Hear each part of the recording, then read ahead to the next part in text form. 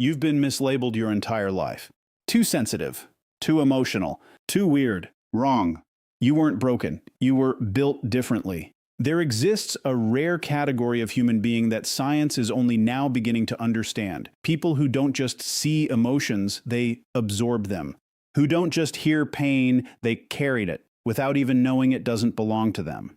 If that just hit something inside you, good. Stay right here, because what you're about to see isn't inspiration. It's not motivation. It's and behavioral truth, cold, precise, and impossible to fake. 7 patterns, 7 psychological realities. And if you're genuinely one of these people, every single one will feel like someone finally spoke your name out loud. You walk into a room and something shifts. Not the furniture, not the lighting, something invisible, something that nobody else seems to notice but hits you like a wall the moment you cross the threshold. The noise, the movement, the sheer volume of human energy compressed into one space, it doesn't just overwhelm your senses, it invades them. This is not anxiety. This is not shyness. And it is absolutely not weakness. Most people walk into a crowded place and feel the buzz, the excitement, the social electricity. They feed off it. They thrive in it. But you? You feel something completely different. You feel everyone. Not the room as a whole, but every single individual inside it. Their stress, their forced smiles, their unspoken arguments they had before walking through that door, their loneliness hiding behind laughter, their grief dressed up in celebration. You pick it all up simultaneously, like a receiver tuned to every frequency at once, and nobody around you even knows it's happening. That is not normal. And I mean that in the most powerful way possible. The average human brain is wired to process its own emotional state. Yours processes the emotional state of an entire room. Think about what that actually means for a second. While everyone else is ordering drinks and making small talk, you are quietly absorbing the emotional weight of dozens of people at the same time. No filter, no off switch, no choice in the matter. This is why crowds drain you in a way that genuinely confuses the people around you. They see a party, you feel a storm. They see energy, you feel everything underneath that energy. The anxiety, the performance, the masks people wear just to get through a social setting, and because you feel it all, your nervous system starts sending one very clear signal. Get out. That impulse to leave, to find a quiet corner, to step outside for air that doesn't feel borrowed from 50 other people, that is not you being antisocial. That is your system protecting itself from complete emotional overload. It is a survival response to an ability most people will never fully understand because they have never once experienced what it feels like to carry a room full of strangers inside their own chest. And here is what makes it even more isolating. You cannot explain it to someone who doesn't feel it. You try. You say you're overwhelmed. They look around at the same room and see nothing overwhelming about it.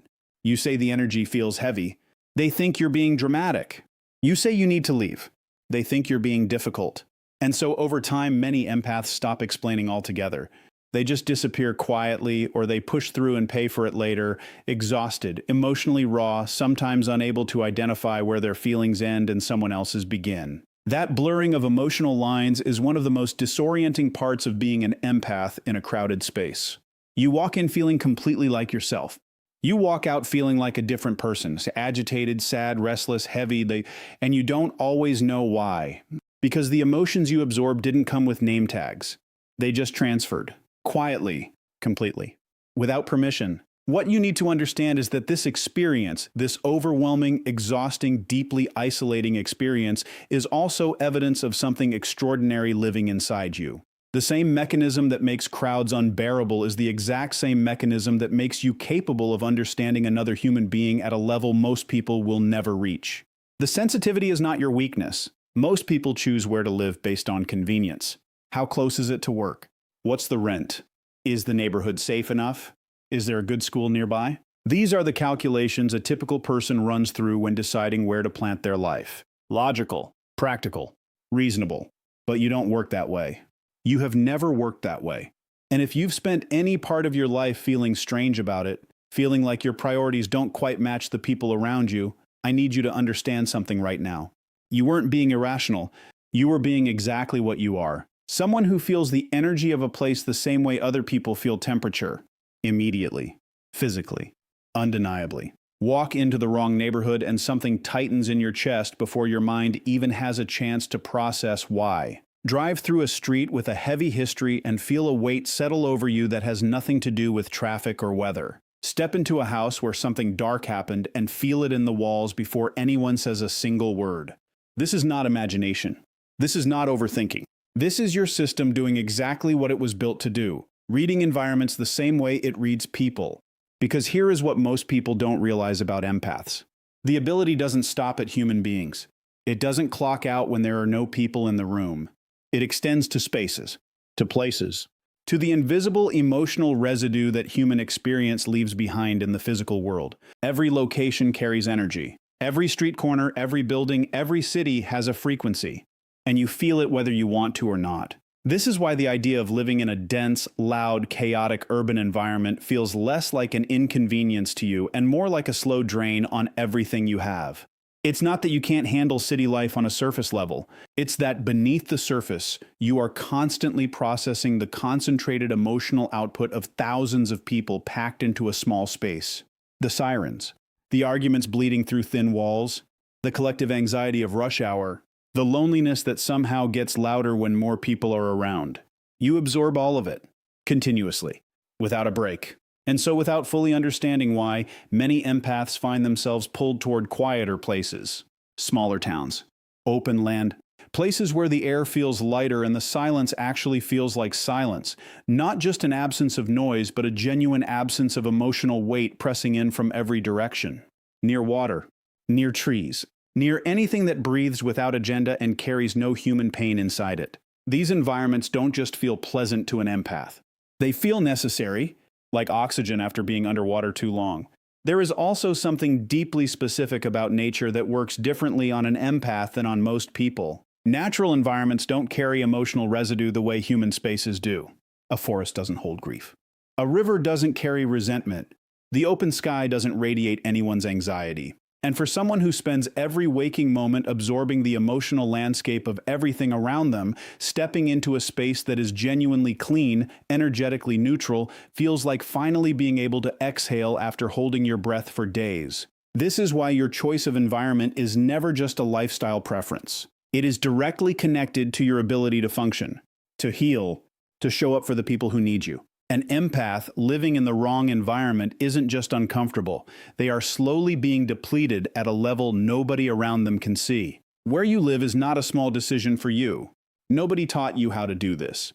There was no class, no manual, no moment where someone sat you down and explained what was happening to you. It just started quietly, early, and without warning. Someone near you felt something and suddenly you felt it too. Not a version of it, not a reflection of it. The actual thing, raw, unfiltered, landing inside your chest like it originated there. And the most disorienting part was that you couldn't tell the difference. That is the part that nobody talks about when they casually describe empaths as highly sensitive people. Sensitivity implies you feel things more deeply. What actually happens to a genuine empath is something far more complex and far more consuming than that. You don't just feel more. You absorb, you take on. You become a temporary vessel for emotions that were never yours to begin with. And for a long time, maybe even right now, you have been carrying weight that belongs to other people without even realizing it. Think about what that actually looks like in real life. You walk into a conversation with someone who is quietly furious, not yelling, not even mentioning it, and within minutes, you feel agitated, restless. Like something is wrong, but you can't name it. Because they didn't tell you they were angry. Their body told you. Their energy told you. And your system received it the same way a sponge receives water, automatically, completely, and without any conscious decision to do so. Or someone close to you is carrying grief. Real, heavy, silent grief. The kind they've packed down deep because they don't want to burden anyone. And you sit next to them and feel this wave of sadness move through you that makes no sense given your own life in that moment. Nothing in your day explains it. Nothing in your own emotional world accounts for it. But it is there, sitting in your chest, real as anything, because it transferred from them to you, without a word being spoken. This is what makes the experience of being an empath genuinely exhausting in a way that is almost impossible to communicate to someone who doesn't live it. Because from the outside, nothing happened. Nobody handed you their pain. Nobody asked you to carry it. But you are carrying it fully. And your body and mind are now processing an emotional load that was never meant for you, burning your energy, shifting your mood, pulling you in a direction that has nothing to do with your own life.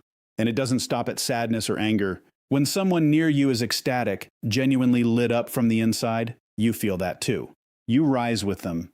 Their joy becomes your joy in a way that goes beyond simply sharing a happy moment.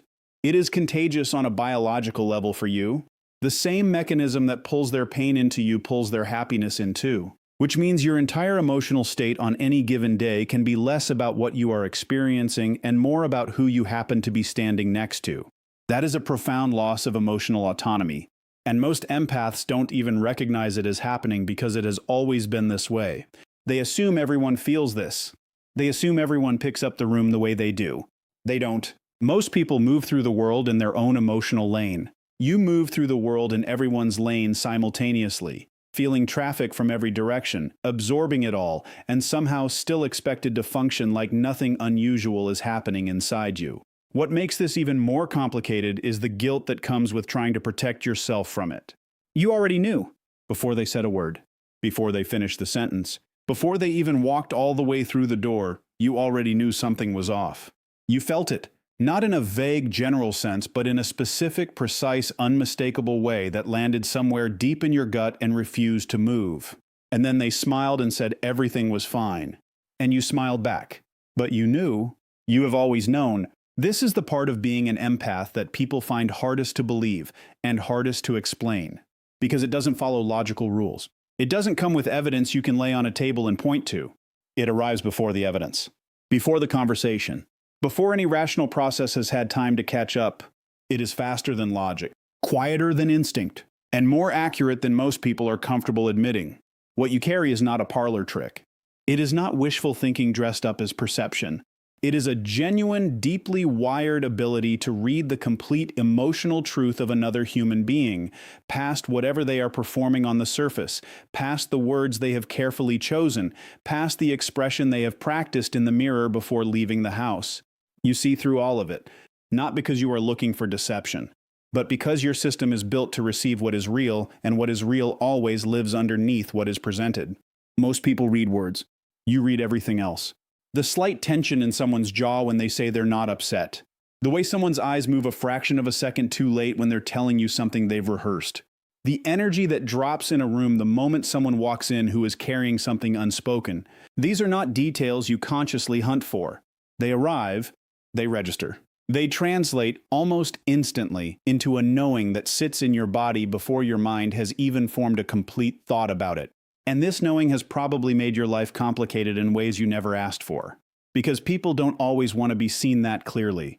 There is a comfort in the gap between what someone shows the world and what they actually feel. And when you collapse that gap simply by being in the room, it unsettles people. Some pull away from you without knowing why. Some feel exposed around you and mistake that feeling for distrust. Some tell you that you make them uncomfortable, and they mean it as a criticism, not realizing they are actually describing one of the rarest human abilities that exists. You have also probably learned, sometimes painfully, that your intuition was right long before you allowed yourself to act on it. You felt something wrong in a relationship months before it ended. You sensed dishonesty in someone everyone else trusted completely. You walked into a situation that looked perfectly fine on paper and felt something dangerous underneath it that nobody else registered. And in those moments, you had a choice: trust what you felt or trust what looked logical. And the times you ignored what you felt, you paid for it. Every single time. Because this intuition is not random. It is not you being paranoid or projecting. It is a finely tuned system that has been reading human behavior and emotional truth your entire life, gathering data, recognizing patterns, and delivering conclusions that bypass the slow, clunky process of conscious analysis. It works faster than your rational mind. It works deeper than your rational mind. And it is almost never wrong when you actually listen to it. The problem is the world trained you to distrust it. You know exactly what you're going through. That is the painful irony of it. You are not unaware of your own struggles. You don't lack the ability to identify your own pain or recognize when something in your life needs attention. You see it. You feel it. You understand it perhaps better than most people understand their own problems, because emotional intelligence is not something you lack. It is something you are drowning in. And yet somehow, consistently without fail, other people's pain always feels more urgent than your own. This is not a character flaw. It is not a lack of self-awareness. It is something far more specific and far more deeply wired than that. When you are sitting with your own problem, turning it over in your mind, trying to find a moment to address it, trying to give it the attention it deserves, and someone near you is hurting, something happens inside you that is almost biological in its speed. Their pain signals to you. It lands, it registers, and suddenly your own issue feels smaller, more manageable, more patient, like it can wait, while theirs feels immediate and impossible to ignore. So you set yourself down, quietly, without announcement. Without even fully realizing you've done it, you fold your own needs up and place them somewhere in the back and turn your full attention toward the person in front of you. You listen, you absorb, you give them everything you have, your time, your energy, your emotional presence, your capacity for understanding, and you do it completely, not halfway. Because that is the only way you know how to show up for someone, all the way or not at all. And while that is happening, your own life is sitting in a waiting room that never seems to empty out. The problem compounds itself in a very specific way that most empaths don't fully see until they are already deep inside it. Because the people around you, the ones you give yourself to so completely, they come to rely on that. They learn, consciously or not, that you are available, that you will always make room, that your door is never fully closed to their pain. And so they come, again and again, with their heartbreaks and their crises and their confusion and their grief. And you receive all of it every single time, because turning someone away who is genuinely suffering feels like a violation of something fundamental inside you. Meanwhile, nobody is asking about you. Not because they are cruel, but because you never gave them a reason to ask. You never showed them the weight you were carrying because you were too focused on lifting theirs. You never said, "I am struggling too," because in the moment someone else's struggle always felt louder. You became so skilled at holding space for other people's pain that you accidentally became invisible inside your own life. And this invisibility is something empaths carry in silence for a very long time. Because even when it becomes heavy, even when the exhaustion is real and the loneliness of never being truly seen starts to ache, there is still a part of you that feels guilty for wanting more. Guilty for needing, guilty for the thought that maybe just this once someone could show up for you the way you have shown up for everyone else. That guilt is not wisdom. That guilt is a pattern, and it was built slowly over years of putting yourself last so consistently that your own needs started to feel like an imposition, even to yourself. You stopped being a person with problems. You became the person who helps with problems. And somewhere in that transition, without anyone meaning for it to happen, you got left behind.